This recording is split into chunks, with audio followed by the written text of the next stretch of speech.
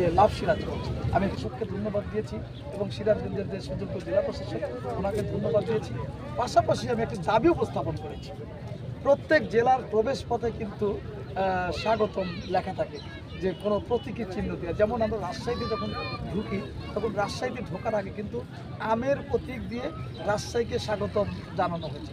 তো আমি জেলা প্রশাসনের কাছে দাবি উপস্থাপন করেছি যে আমাদের সিরাজগঞ্জ কিন্তু তাঁত প্রধান এলাকা, যখন সিরাজগঞ্জ জেলায় ঢুকবে এই তাঁতের একটি সিম্বল দিয়ে তাঁতের এটা করানো যায় যে সিরাজগঞ্জ স্বাগতম সিরাজগঞ্জ।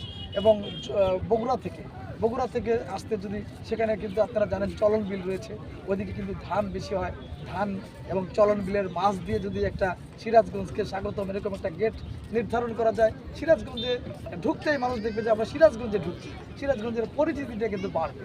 সেই কারণে আমি প্রশাসনের কাছে দাবি উপস্থাপন করেছি যে এই গেটগুলি করার জন্য।